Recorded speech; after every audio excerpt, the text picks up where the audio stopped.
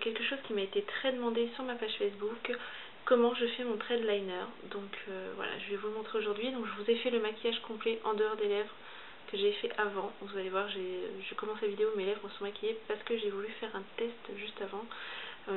Voilà, par rapport à une demande qu'on m'a fait également sur Facebook.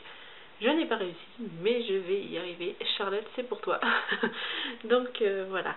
Donc si ce maquillage et ce look vous intéressent, n'hésitez pas à rester là pour voir la suite. Je commence donc par appliquer ma base à paupières.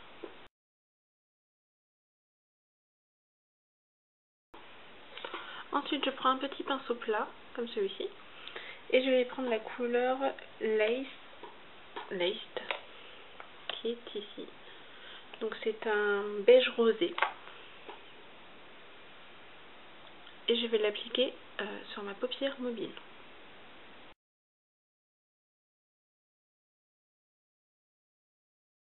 Ensuite, avec un pinceau boule, comme celui-ci, je vais utiliser la couleur Eco Beach, qui est ici. Donc c'est un beige irisé. Et je vais l'appliquer en creux large, donc en prenant bien au-dessus du creux.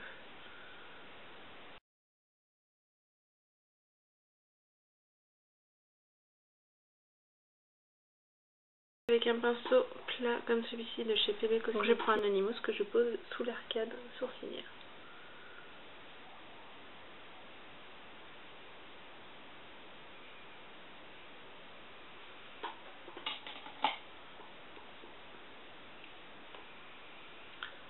Ensuite, je reprends mon pinceau boule de tout à l'heure et je vais utiliser la couleur Nevermind, donc qui est un marron glacé, ici, assez clair.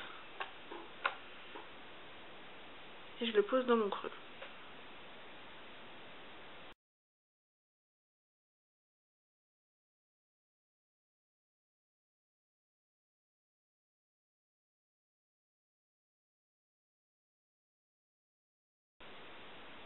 Je prends ensuite un pinceau estompeur et j'estompe le tout.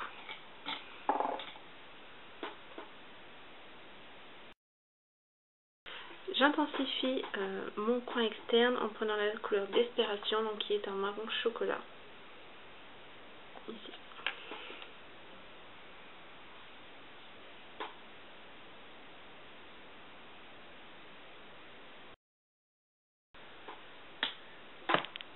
Et j'estompe.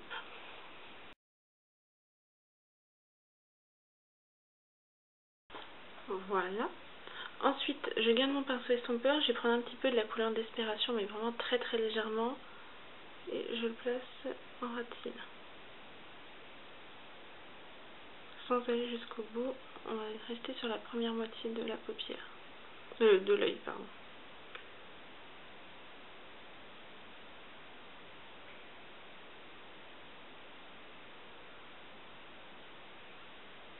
Voilà. Ensuite, je vais poser mon eyeliner. L'eyeliner gel de chez Jumet, le Lasting Drama, que je vais poser avec un pinceau biseauté comme celui-ci. Donc là, c'est un pinceau Elite qui est normalement fait pour les sourcils. Voilà. J'en prends sur mon pinceau. Alors, l'erreur à ne surtout pas faire quand vous posez votre eyeliner, c'est d'étirer votre paupière. Une fois que vous allez la relâcher, votre trait de liner ne sera plus aussi parfait que quand vous aviez tiré. Donc surtout, vous restez votre œil, on va dire, normal, vous ne tirez pas sur votre paupière. Et je conseillerais de commencer par le centre de la paupière.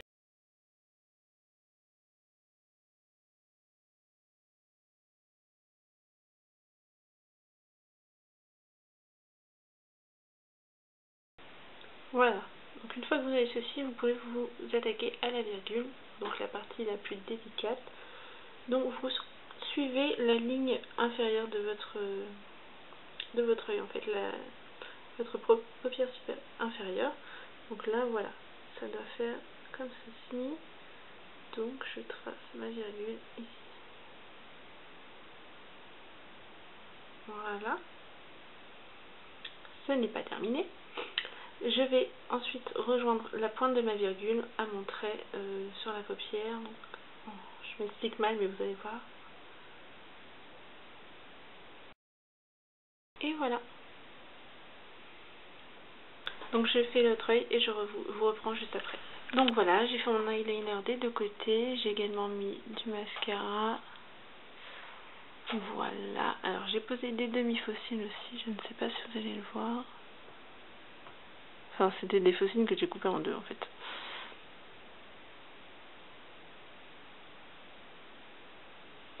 Voilà, comme ceci. Donc ça fait un petit look un peu rétro que j'aime beaucoup. Au niveau des lèvres, j'ai fait un mélange de deux rouges à lèvres.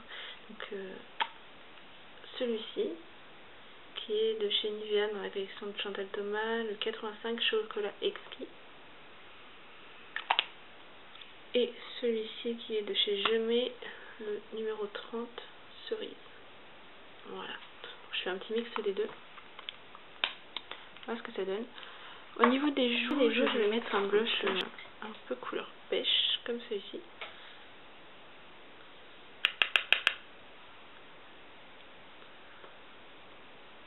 Et je verrai aussi au niveau des pommettes.